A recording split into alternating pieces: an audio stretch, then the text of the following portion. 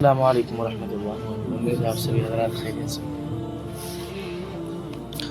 اعوذ باللہ من الشیطان الرجیم، بسم اللہ الرحمن الرحیم۔ سورۃ القارعۃ مکیۃ وہی 11 آیہ۔ سورہ قارعہ مکہ میں نازل ہوئی ہے اور اس کے اندر 11 آیتیں ہیں۔ القارعہ وہ کھڑکھڑا ڈالنے والی۔ مل قارعہ کیا ہے وہ کھڑکھڑا ڈالنے والی، کھڑکھڑا ڈالنے والی یا دہلا دینے والی، دونوں اس کے معنی آتے ہیں۔ وما ادراک ما القارعہ، اور تو کیا سمجھا کیا ہے وہ کھڑکھڑا ڈالنے والی۔ یوم یکون الناس کالفراش المبثوث، جس دن ہوویں لوگ جیسے بکھرے ہوئے، یعنی پروانوں کی طرح بکھرے ہوئے۔ وتکون الجبال کالعہن المنفوش، اور ہوویں پہاڑ جیسے رنگی ہوئی اون دھنی ہوئی۔ فَأَمَّا مَنْ ثَقُلَتْ مَوَازِينُهُ، سو جس کی بھاری ہوویں تولیں، یعنی جس دن قیامت کے دن اللہ تعالیٰ اعمال سب کے وزن کریں گے تو جس کا بھاری ہوگا، فَهُوَ فِي عِيشَةٍ رَاضِيَةٍ، تو وہ رہے گا من مانے گزارے دن میں، یعنی وہ اپنے من مانے زندگی گزارے گا وہاں پر، ٹھیک ہے۔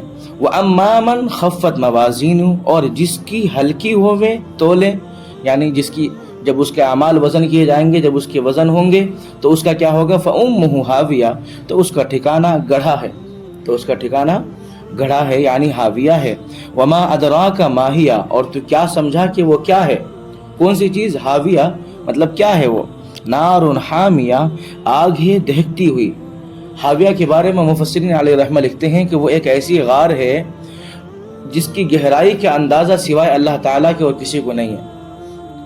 واللہ عالم کہ وہ کیا چیز ہے، لیکن جہنم کی غار میں سے ایک غار ہے وہ، ٹھیک ہے۔ اس کے بارے میں مفسرین اس طریقے سے لکھتے ہیں۔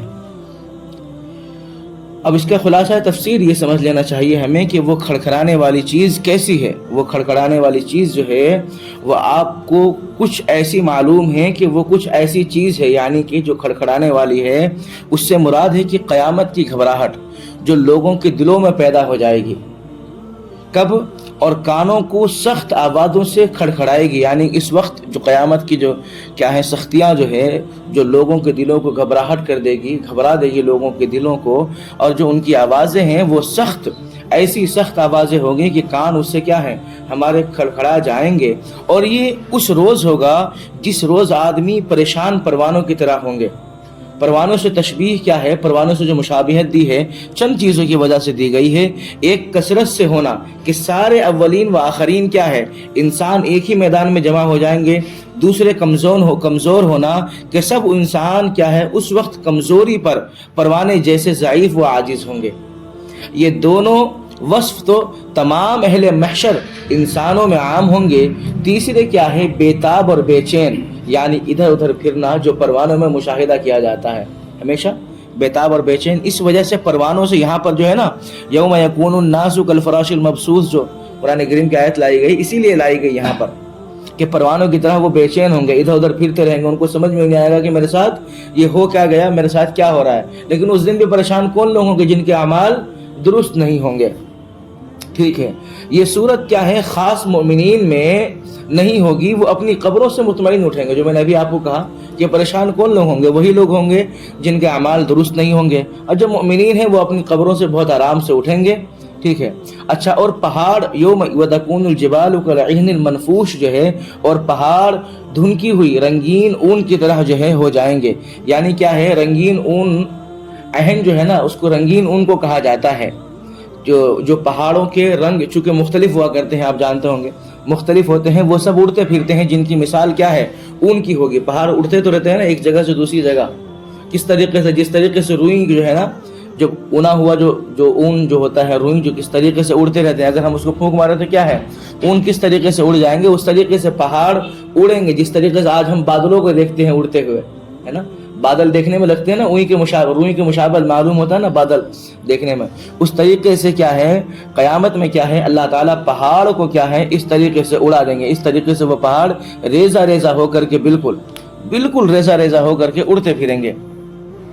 چونکہ اگر ہم روئی کے کسی ایک حصے کو اگر پکڑنا چاہے تو ہم اپنے ہاتھ میں پکڑ سکتے ہیں یا اس کو گن سکتے ہیں، نہیں گن سکتا، چونکہ وہ اتنا باریک ہو جاتا ہے، اتنا اس کے ریزے ریزے ہو جاتے ہیں کہ ایک انسان کے لیے گننا بہت مشکل ہو جاتا ہے۔ اسی طریقے سے پہاڑ بھی ایسا ہی ہو جائے گا اس دن، ٹھیک ہے۔ تو اس کی مثال کیا ہے؟ اون کی ہوگی جس میں مختلف رنگ کے بال ملے ہوئے ہوں گے۔ اس روز اعمال انسانی تولے جائیں گے، پھر جس شخص کا جو پلہ بھاری ہوگا اس دن، ہے نا، یعنی جو مومن ہوگا تو وہ کیا ہے؟ وہ خاطر خواہ آرام میں ہوگا، وہ آرام کرے گا جنت میں، یعنی نجات پا کے جنت میں چلا جائے گا۔ اور جس شخص کا پلہ یعنی ایمان کا پلہ جو ہے وہ ہلکا ہوگا، یعنی وہ کافر ہوگا، تو اس کا ٹھکانہ کیا ہے؟ ہاویہ ہوگا۔ اور آپ کو کچھ معلوم ہے کہ وہ ہاویہ کیا چیز ہے؟ وہ ایک دہکتی ہوئی آگ ہے، ٹھیک ہے۔ ہاویہ جو ہے وہ ایک دہکتی ہوئی آگ ہے۔ اب اس سے ہمیں ایک چیز اور سمجھ لینی چاہیے کہ یہاں جو بات ہو رہی ہے ایمان کا پلہ اور کافر، یعنی کہ مومن اور کافر میں بات ہو رہی ہے۔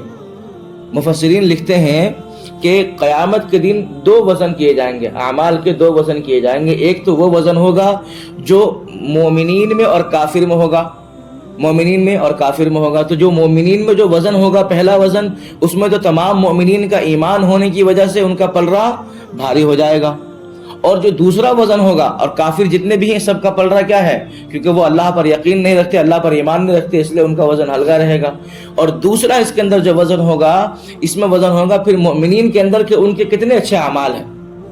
پھر مومنین میں کیا ہے؟ تقابل ہوگا، اللہ تعالیٰ مقابلہ کریں گے پھر مومنین کے اندر کہ ان کے کتنے اچھے اعمال ہیں، کس طریقے سے، کیسے، جس طریقے سے جیسے اعمال ہوں گے پھر اس حساب سے وہ چیزیں رکھی جائیں گی۔ اچھا، اس صورت کے اندر جو ہے نا، اس کا جو مضمون ہے سورہ قاریعہ، اس کا قاریعہ نام اس لیے رکھا گیا چونکہ ایک تو اولاً اس صورت کا نام بھی قاریعہ اسی وجہ سے رکھا گیا کہ اس میں کیا ہے؟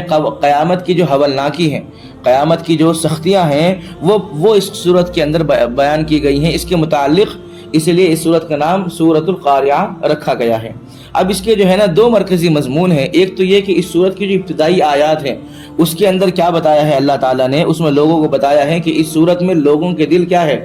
دل دہل جانے، اور میدان قیامت میں اس کے جو سختی ہوگی اس کے اندر، ہے نا، اس کے متعلق بتایا ہے کہ لوگ کس طریقے سے پھیلے ہوئے پروانوں کی طرح ہوں گے، اور پہاڑ ریزہ ریزہ ہو کر کے دھنی ہوئی اون کی طرح کیا ہے؟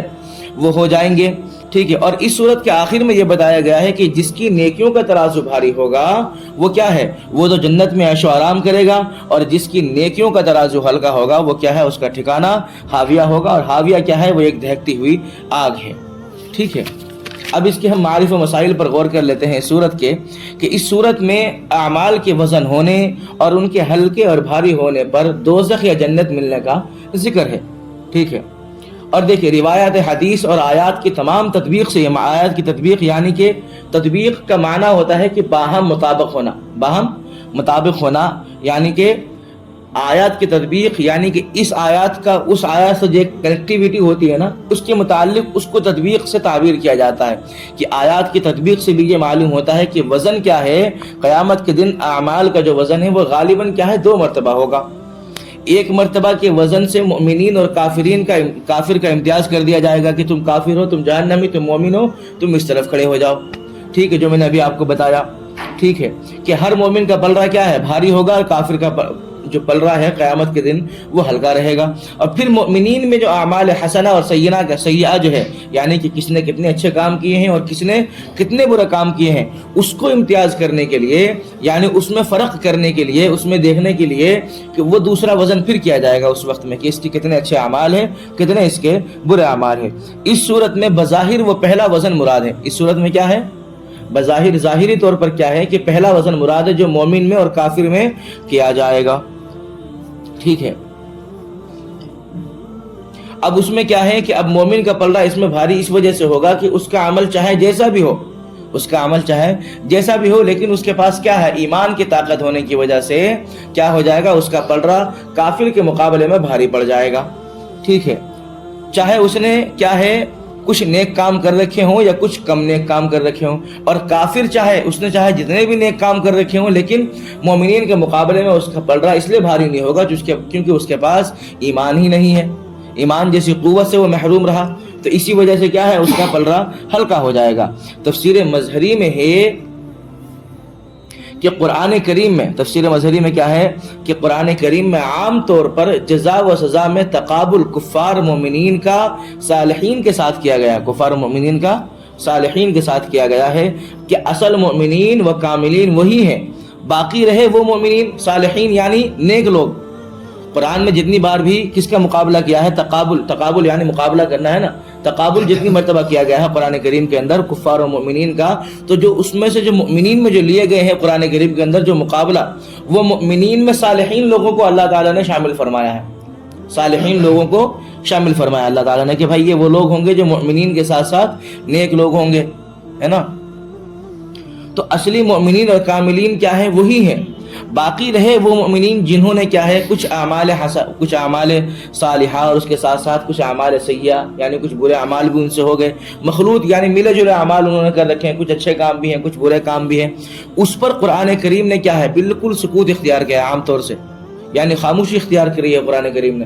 وہ اللہ بہتر جانتا ہے کہ اس وقت میں ایسے لوگوں کا اللہ کیا معاملہ کریں گے، اللہ بہتر جاننے والا ہے، ٹھیک ہے۔ قرآن کریم نے ان پر کیا ہے عام طور سے سکوت کیا گیا ہے، اور ان سب آیات میں یہ بات یاد رکھنے کے قابل ہے کہ قیامت میں انسانوں کے اعمال تولے جائیں گے، گنے نہیں جائیں گے، وزن کیے جائیں گے، گنے نہیں جائیں گے، اور عمل کا وزن کیا ہے بقدر اخلاص اور مطابقت سنت کے بڑھتا ہے، یعنی کہ جس عمل میں جس قدر اخلاص ہوگا اس حساب سے وہ وزن میں زیادہ ہو جائے گا، ٹھیک ہے کہ نہیں۔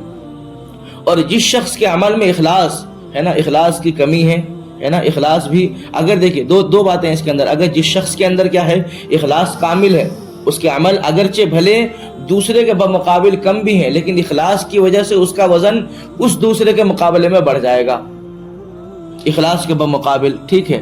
اور سنت کے مطابق بھی اس نے مکمل کرا ہو تو کیا ہو جائے گا، آٹومیٹک وہ وزن بڑھ جائے گا زیادہ، اگرچہ اس کے عمل کی تعداد بھلے ہی دوسرے والے کے مقابلے میں کم ہو، کس کے مقابلے میں؟ جس نے عمل تو بہت زیادہ کر رکھے ہوں لیکن اس کے اندر اخلاص کی کمی ہو، جس میں اخلاص کی زیادتی ہے۔ مثلا اس کو آسان مثال یہ دے کے سمجھاؤں کہ کسی نے 1 روپے دیا لیکن اس نے مکمل اخلاص کے ساتھ دیا، اور کسی نے 10 روپے دیے جبکہ 10 روپے زیادہ ہیں 1 روپے کے مقابلے میں، لیکن اس کے باوجود بھی اس کے اندر وہ اخلاص کی وہ بات تھی جو اس کے اندر وہ بات نہیں تھی اخلاص کی، اس کی وجہ سے اس کے 10 روپے اس کے مقابلے میں اس کے 1 روپے کا وزن زیادہ ہو جائے گا، اس کے 10 روپے کا وزن کم ہو جائے گا اخلاص کی وجہ سے، ٹھیک ہے نا۔ تو کیا ہو گیا، یہ چیز ہو گئی ہے۔ تو کیا ہے اب اس میں کیا ہے بنسبت کیا ہے اس شخص کے مطابق جس شخص کی نمازیں زیادہ ہیں، مطلب یہ ہوا کہ بہت سارے لوگ جیسے ہماری نمازیں بہت زیادہ ہیں، روزے ہیں، صدقہ اور خیرات ہے، ہم نے حج بھی بہت کیے، عمرے بھی بہت کیے، لوگوں کو جو ہے نا خوب ضرورت مند کی جس طریقے سے جہاں پر ضرورت پڑی ہم نے خوب مدد بھی کری، ہے نا، یہ تمام چیزیں کری۔ اگر اخلاص میں کمی ہے یا سنت کے مطابق میں کمی رہی تو پھر کیا ہے، اللہ بہتر جاننے والا ہے کہ پھر اس شخص کا کیا ہے وزن میں پل رہا، دونوں مومنین میں جب مقابلہ ہوگا تو اس میں ہلکا ہو جائے گا بمقابل اس سامنے والے کے۔ اللہ تعالی ہم تمام کو کہنے سننے زیادہ عمل کرنے کی توفیق نصیب فرمائے، آمین یا رب العالمین۔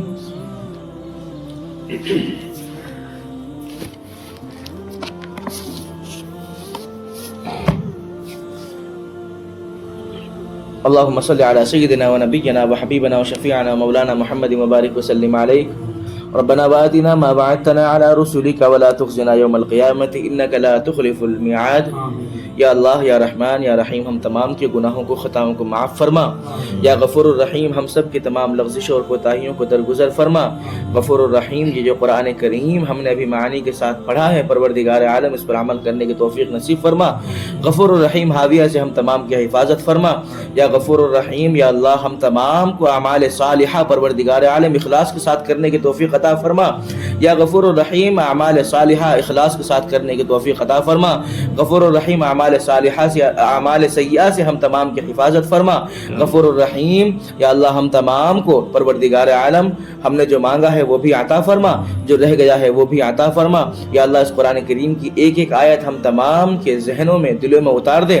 پروردگار عالم جس مقصد کے لیے ہم نے سنا ہے پروردگار عالم پڑھا ہے اس میں مکمل کامیابی عطا فرما۔ ہماری اس مختصر سے دعا کو حضور اکرم صلی اللہ علیہ وسلم کے صدقہ توفیل میں قبول فرما۔ ربنا تقبل منا انك انت السميع العليم وتب علينا انك انت التواب الرحيم برحمتك يا ارحم الراحمين۔